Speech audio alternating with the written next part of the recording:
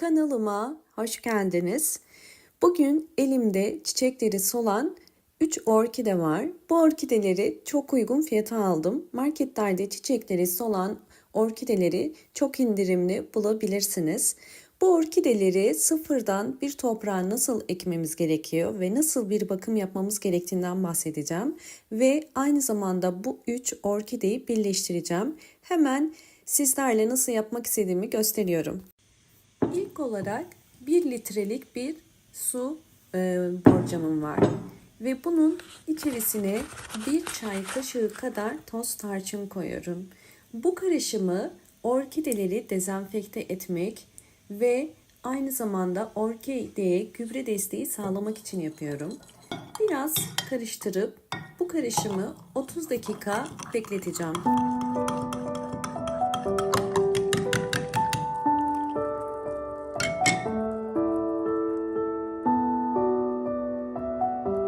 Suyu bekletirken aldığım bu orkideleri şimdi ilk olarak üzerlerinden poşetlerini çıkarıp orkideleri bakımına başlayacağız. Gördüğünüz üzere orkidenin kökleri gayet sağlıklı. Mutlaka bir orkide seçerken orkidenin ilk olarak köklerine bakmanız gerekiyor. Çiçekleri solmuş olsa bile orkidenin yaprak ve köklerinin sağlıklı olması önemli. Şimdi tüm poşetleri bu şekilde açıyorum.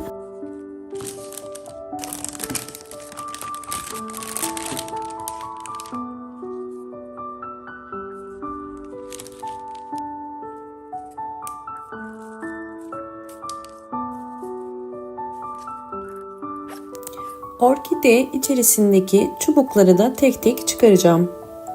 Ve aynı zamanda bu orkidemizin solan çiçek dalını kesiyorum. Tamamen sarardığı için orkidenin dalını dipten kesiyorum.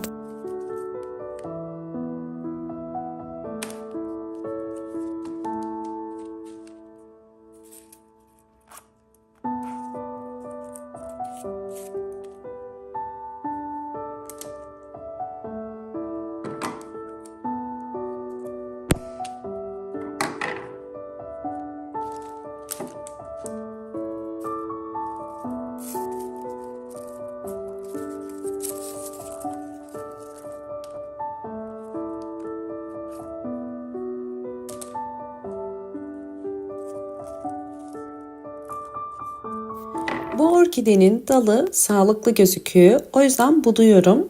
Boş boğumları kestim. Gördüğünüz üzere dolu boğumlar kaldı. Evet, şimdi orkidenin saksısından çıkmasını sağlayacağız. Bunun için her zaman saksıyı hafif sıkarak yumuşak hareketlerle çıkarmanız gerekiyor. Kökleri zarar vermeden bu şekilde çıkardım. Ve gördüğünüz üzere kökler gayet sağlıklı fakat gövde kısımlarında siyahlık var. Bu orkidenin fazla sulamasından kaynaklanır. Fazla sulama sonucu orkide gövdesinde kararmalar oluşursa mantar hastalığına yakalanabilir. Bu yüzden mutlaka orkidelere kök rengine bakarak yani beyaza döndükçe su vermeyi unutmayın.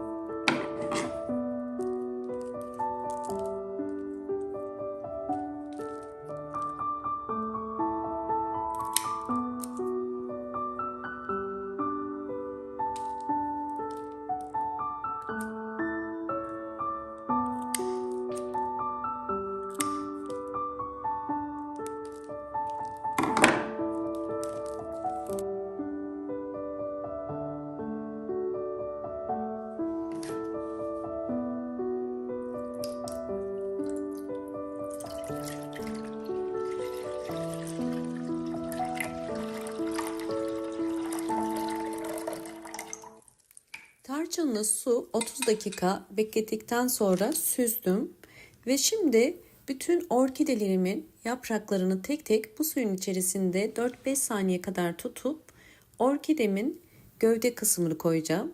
Bu işlemi yapmamın nedeni gövde kısmında kararmalar olduğu için daha fazla gövde kısmının suda kalmasını istemiyorum.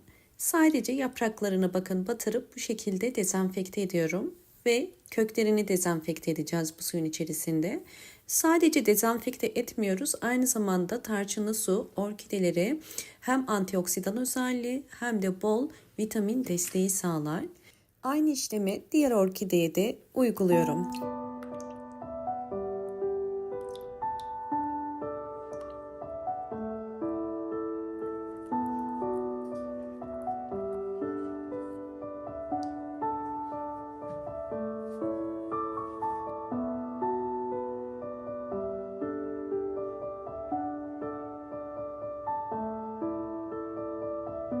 Bu suyun içerisinde 30 dakika bekletiyorum.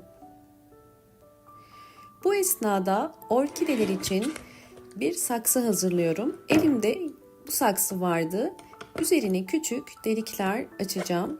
Bu delikler orkide saksısından suyun rahatlıkla süzülebilmesini kolaylaştıracak.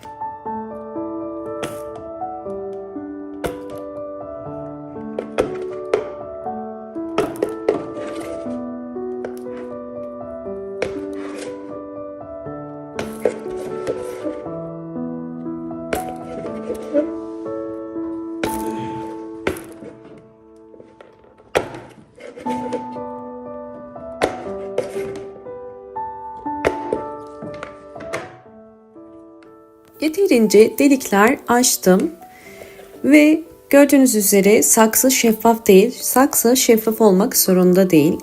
Önemli olan orkidenin yapraklarından ışık alması. Evet, 30 dakika bu suyun içerisinde beklettim. Şimdi orkidelerimi bu suyun içerisinden çıkarıyorum.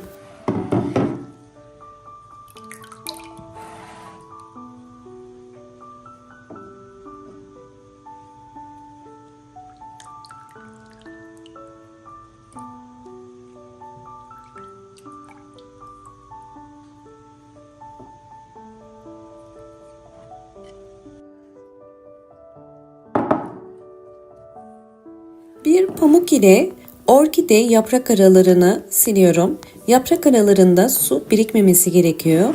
Mutlaka kurutmalıyız.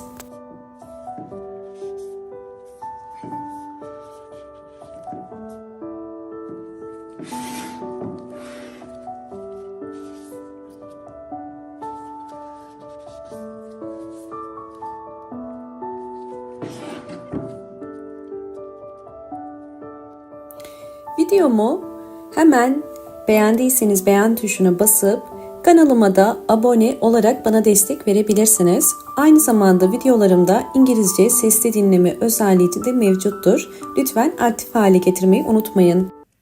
Üçüncü adım olarak orkide toprağı için kil bilyesi seçtim. Sizler isterseniz çam kabuğu ya da Hindistan cevizi kabuğu da kullanabilirsiniz. Benim elimde kil bilyesi olduğu için kil bilyesiyle bugün ekim yapacağım. Evet, şimdi saksıya yeterince kil bilyesi koyuyorum. Orta kısmına yosun koyuyorum. Bu yosunları ormandan toplayıp dezenfekte etmiştim. Ve orkide gelişiminde çok fayda sağlar. Yosun özellikle nem oranını yükselterek orkidenin hızlı şekilde kök çıkarmasına yardımcı olur.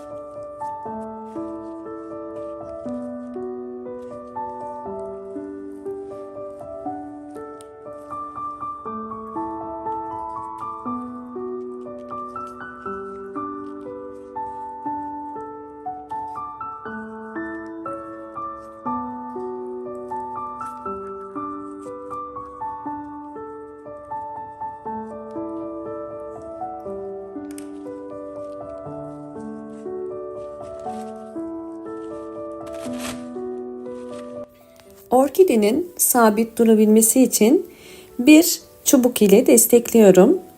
Orkideyi ekerken alt kısmından toprağını biraz elinizle gevşetmeniz gerekiyor. Bu orkidenin yeni saksısına adapte olup hızlı bir şekilde kök çıkarmasını kolaylaştırır.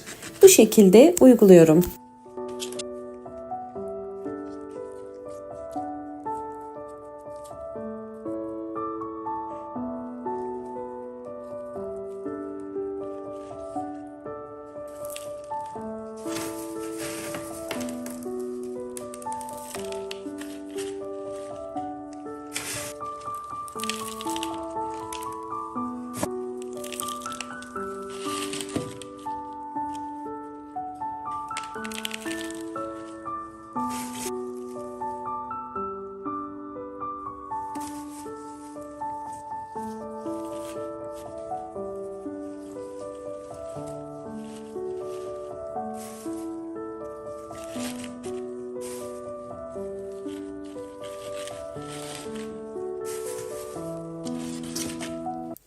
Evet, orkidenin saksısının en üstüne yine yosun koyuyorum.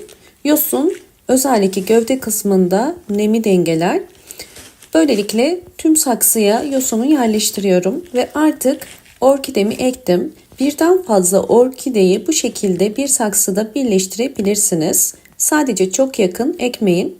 Şimdi orkide toprağı çok kuru olduğu için bu tarçınlı suda 10 dakika daha bekleteceğim. Böylelikle hem yosun hem de kil bilyesi de tarçınlı suda biraz daha kalmış olacak. Ve bir pamuk ile orkidenin üst kısmında biriken toprağı da alıyorum.